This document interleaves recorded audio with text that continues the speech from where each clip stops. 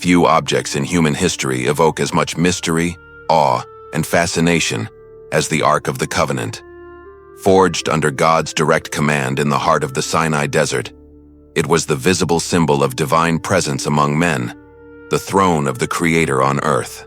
Before it, kings prostrated themselves, nations trembled, and priests entered with reverent fear. Its power was so great that no one dared touch it, for the holiness that emanated from it was deadly to anyone who approached it in an impure manner.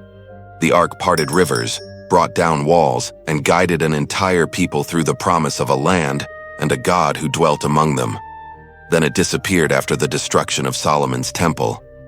The ark vanished from the pages of history, plunging into a silence that spans centuries. Where is it? Was it hidden in Jerusalem, buried under the Temple Mount, taken by prophets, or perhaps kept by God until the end times? Modern excavations, technological underground scanning, and even secret investigations by international agencies continue the search for this artifact which, according to faith, contains the echo of divine glory. Its location has finally been revealed. Stay with us until the end. Find out. But first, leave your like, share the video, and subscribe to the channel. The story of the Ark begins in the book of Exodus, when God instructed Moses to build a portable sanctuary. In the heart of this tabernacle, in the most sacred place, the Holy of Holies, the Ark would be enthroned.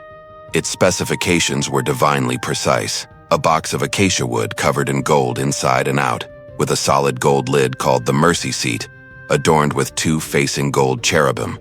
Inside it were placed the 2 tablets of the 10 Commandments, a golden jar containing manna, and Aaron's rod that budded, symbols of God's covenant, provision, and priestly authority. The ark was not an idol, but the symbol of God's throne on earth, upon which the Shekinah, the visible glory of God, was manifested.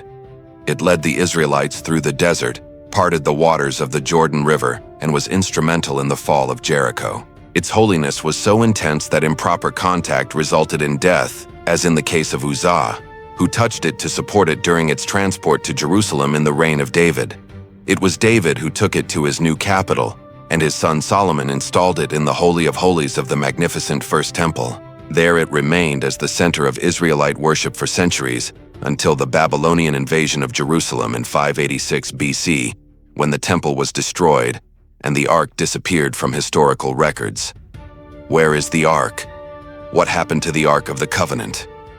It is one of the greatest archaeological and religious enigmas. The Bible is silent about its fate after the destruction of the temple.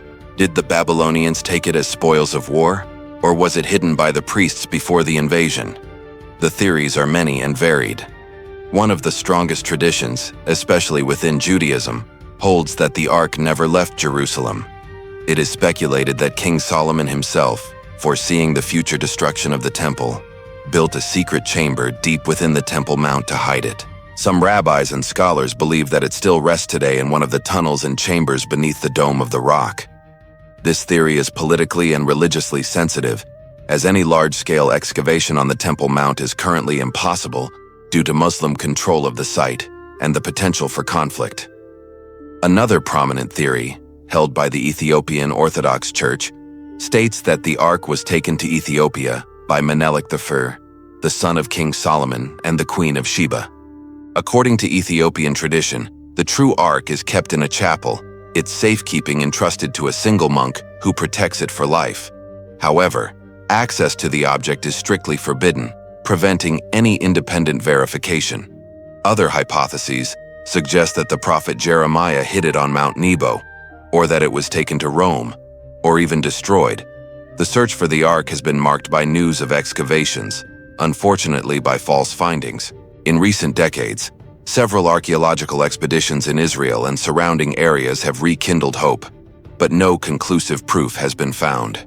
Sensationalist claims, such as those of the adventurer Han Yat, who claimed to have found the ark in an underground chamber near Golgotha, have been widely discredited by the archaeological and academic community due to a lack of verifiable evidence, being considered frauds. Serious biblical archaeology continues its research, but the location of the ark remains a mystery. In recent years, different news and archaeological research have emerged that arouse interest in relation to the Ark of the Covenant, not necessarily claiming that it is the one found or that it has proven its existence, but suggesting clues, hypotheses, and new methodologies that may open avenues of investigation. One of the most talked about innovations involves the use of muon detection techniques to scan underground areas without invasive excavation. In 2025, scholars at the City of David site in Jerusalem applied this technology to map hidden cavities beneath ancient buildings. They used detectors to measure cosmic particles, muons, and from their absorption or deflection, they reconstructed images of voids and underground internal structures. The experiment report focused on Jeremiah's cistern and demonstrated that it is possible to identify density anomalies even before touching the ground with a shovel, which opens up the possibility of discovering hidden chambers that could house unknown artifacts without disrespecting sensitive layers. This type of technology may, in the future, allow us to glimpse what lies beneath the Temple Mount and investigate clues there without the need for risky excavations. Another recent news story is at the Tel Shiloh site, a place that biblical tradition associates with the tabernacle, where the ark was before being transferred to Jerusalem. In the summer of 2025, the archaeological team led by Scott Stimple focused excavations on an ancient gate that may correspond to the location where the priest Eli awaited news. According to their account, they discovered a walled portal of collapsed mud bricks and remains that could reveal a monumental building from the early Iron Age, with architectural remains aligned east and west in a 2-to-1 ratio, coinciding with biblical specifications for the tabernacle. More than 100,000 bones and sacrificed animals were also found, mostly on the right sides, which directly relates to the priestly ritual laws of Leviticus.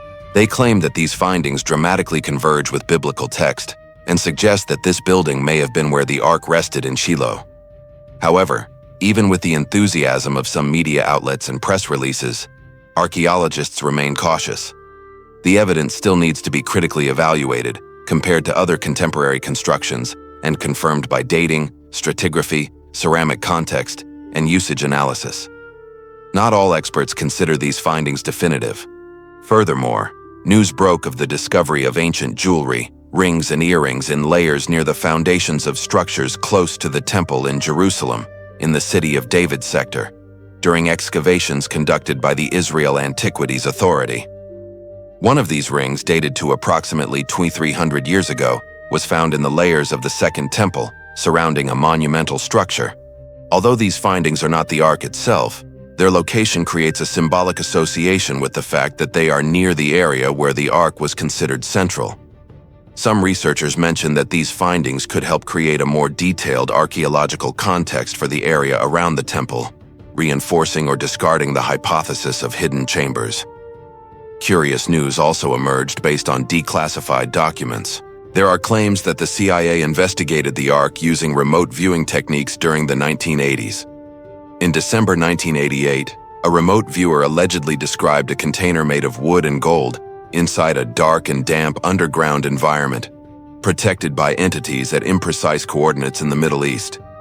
The document suggests that this object would have special opening conditions and that it was under surveillance. Furthermore, the psychic viewer indicated that the object would be hidden in a dark and damp underground location somewhere in the Middle East, and that it would be guarded by an unknown power, which would destroy anyone who tried to manipulate it improperly. The documents only report the result of an experimental intelligence session, whose scientific validity is widely questioned. The CIA's own remote viewing project was discontinued in 1995, after an evaluation concluded that the method had not established any discernible benefit and was not considered reliable. These statements gained media attention, but are not considered reliable archaeological evidence by the scientific community. The theory that the Ark of the Covenant is hidden in a cave or underground chamber beneath Jerusalem is one of the most enduring and accepted within certain religious traditions, especially in Orthodox Judaism. The Talmud, a central text of Jewish tradition, suggests that King Solomon, when building the first temple, had already prepared a system of tunnels and deep chambers, precisely for the purpose of safeguarding the Ark in case of invasion or destruction. Thus, the belief is that the Ark was removed from the Holy of Holies and placed in one of these secret chambers, remaining sealed under the Temple Mount to this day. This view is shared by scholars and religious groups who are preparing for an eventual reconstruction of the Third Temple. The difficulty in confirming or refuting this theory lies in the intense political and religious sensitivities of the site. The Temple Mount today houses the Dome of the Rock and the Al-Aqsa Mosque, being one of the most contested sites in the world. Large-scale archaeological excavations are virtually impossible due to the risk of conflict and the need to protect Islamic structures. The construction of the Third Temple. The question of the necessity of the Ark of the Covenant for the construction of the Third Temple is a point of intense theological debate within Judaism. The Second Temple, rebuilt under Zorobabel and grandly reformed by Herod, functioned for centuries without the Ark, the Holy of Holies. At that time, it was an empty space. This establishes a historical and theological precedent that the sacrifices and rituals of the temple could be performed in the absence of the Ark. Rabbinic schools of thought are divided. Some argue that the Third Temple, to be complete and restore the fullness of worship, would require the presence of the Ark. For them, the revelation of the Ark would be one of the signs of the Messianic era. However, the dominant view, including great authorities like Maimonides, is that the temple can and should be rebuilt, even without the Ark. Maimonides, in his codification of Jewish law, the Mishneh Torah, details the laws of temple construction and does not list the presence of the Ark as a requirement. The sanctity of the site, the Temple Mount, is considered inherent and eternal, and the restoration of sacrificial service is the main focus. Conclusion. The Ark of the Covenant, more than an object of gold and wood, has always represented the living presence of God among men. Its physical absence does not mean the silence of the Creator, but the fulfillment of a greater purpose: to prepare the way for the full and eternal presence of God in Christ Jesus. While Israel saw in the Ark the visible throne of divine glory, Christ sees in Jesus God Himself with us, Emmanuel, who made His dwelling among us. The ancient Ark contained the tablets of the law. Christ is the perfect fulfillment of that law. The Ark awaited the manna. He is the bread of life. The Ark awaited Aaron's rod. He is the eternal high priest who intercedes for us. Modern searches, excavations, and theories may bring curiosity and fascination, but the true presence of God is no longer confined to a sacred artifact. The veil of the temple was torn, and access to the Holy of Holies was opened through the blood of Christ. The promise of Jeremiah is fulfilled spiritually. They will no longer say of the Ark of the Covenant of the Lord, "They will not remember it, nor will they visit it." Jeremiah 3:16. Because now the Holy Spirit dwells in us, making each believer the temple of the living God.